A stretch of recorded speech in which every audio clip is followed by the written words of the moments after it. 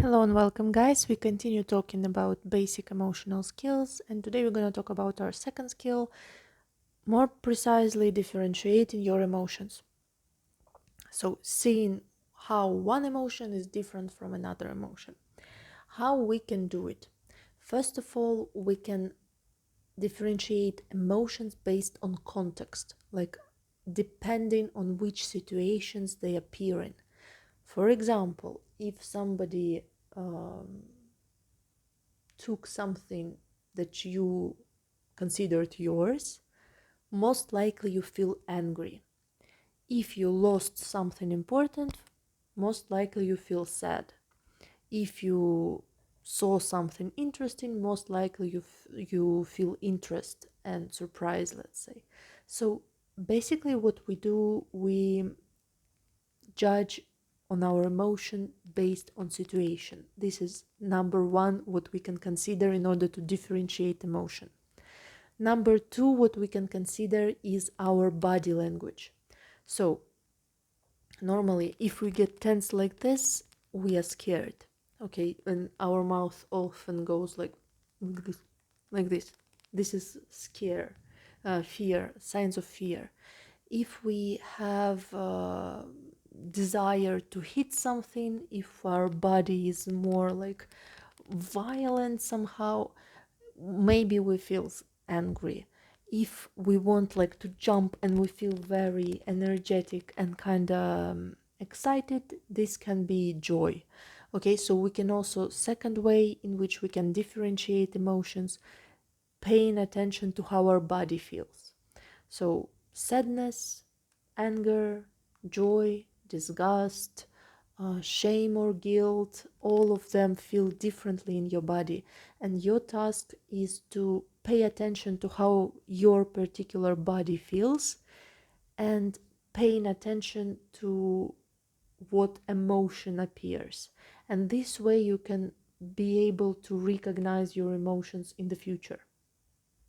Number three, what can help us understand our emotions is our impulses, our actions. So, for example, if you feel angry, your impulse is to get in a fight, is to argue with someone, and so on. If you feel sad, your impulse is to cry or feel self pity, and so on.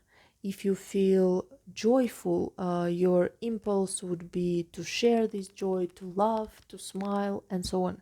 So basically, third way in which we can differentiate our emotions is what we want to do with those. And same here, we can amplify this impulse. So sometimes we make certain movements in our body, like for example, we cover our mouth, or we shake our fist, or we open our eyes, and sometimes it's not enough, so we can amplify it, makes this movement stronger, bigger. So when you opened your mouth a little and shook a little, try to exaggerate it, like open your mouth a lot and shake a lot, and then you can guess what emotion is that. Like maybe it's being scared, let's say. Or if your instinct is kind of covering yourself like this, you can exaggerate it and cover like this, completely get hidden, and maybe you understand that the emotion behind it is shame, let's say. So our fourth, third, sorry, I have always problems with those numbers. So anyway, our next way to differentiate emotion is judging by our body movements. And also, I'm not giving you information like if you move like this is that emotion, if you move like that is this emotion, because each of us is different, so it's better to develop your own understanding of your own body. So this is the next one. Mm, what else we can do to figure out our emotion? Connect it with values or needs. So, for example, if you feel the need to connect with somebody else and this need is not satisfied, most likely you feel sad or lonely. If you feel the need to to rest, but somebody doesn't let you rest, most likely you're going to feel angry at them, and so on and so on. So basically, connecting your physical experiences to needs that are not being met is also a way to name your emotions and to at least suggest what emotion it is.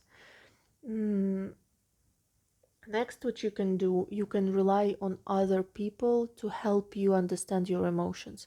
Of course, especially a therapist or psychologist. Like, for example, if I have a client and I notice that they look a certain way, they move a certain way, I might ask them how they feel and help them figure out what emotion it is.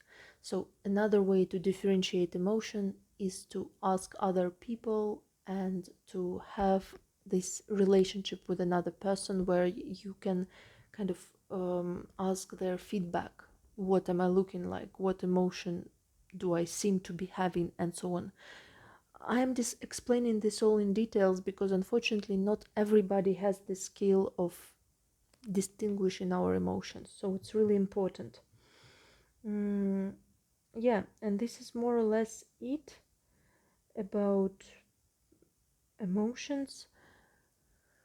Instead of running away from them, instead of acting on them, we are going to practice, first of all, noticing them, and secondly, trying to name them, trying to differentiate them, trying to see when it's disgust, when it's fear, when it's anger, when it's sadness, when it's something else. And also sometimes emotions can be mixed up, like can be several emotions at once. It's also completely normal. So your home task for this week is adding those parameters in your diary of emotions, paying attention in what circumstances those sensations that you feel in your body, let's say, appear, and what emotion they might be. Like if they appear in circumstances when somebody is crossing your boundaries, most likely it's anger. If this feeling appears in circumstances when you lose something very dear to you, most likely it's sadness. If they appear in circumstances when you feel I don't know, agitated and kind of tremory, and like something might happen around you, maybe it's anxiety, and so on and so on. So basically, first of all, including circumstances in your diary and describing circumstances.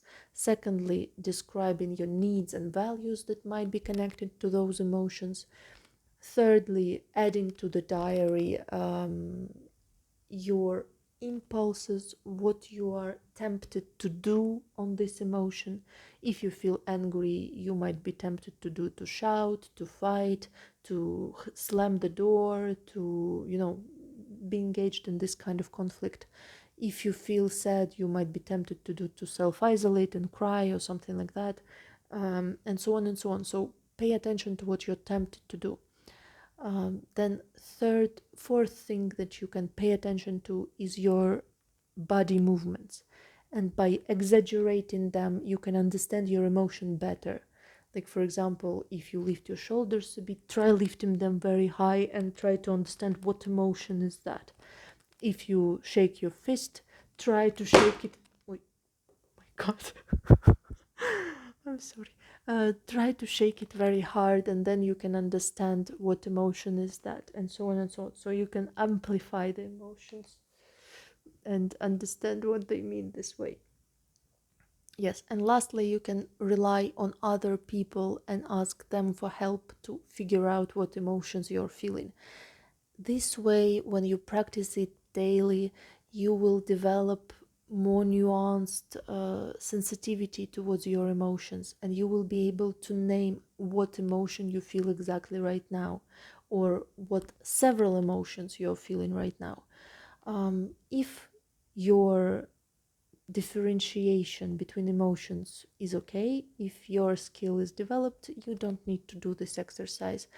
But if it's not developed, you should do it.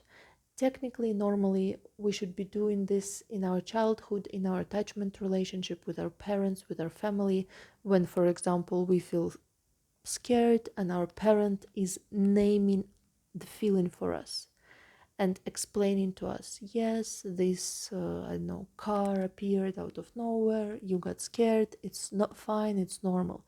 Or if we are sad, the parent explains to us that, yes, you broke your toy, that's why you feel sad, it's normal, and so on and so on. So normally we develop those skills in childhood, but not everybody does. Not all parents help us develop all this. And it also can be that you can differentiate some emotions but not others. Like, for example, you can differentiate anger very well, but you cannot differentiate sadness, let's say, or anxiety or fear. Those you don't notice in time, those you cannot name. They kind of happen, and then maybe long afterwards you realize, I was actually scared.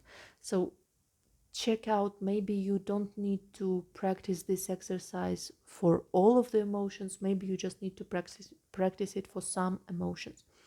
And yes, this will be your home task, and tomorrow, in the next video, we're going to talk about how to understand the meaning of emotions and how to make sense of emotions. And I see you. Bye bye.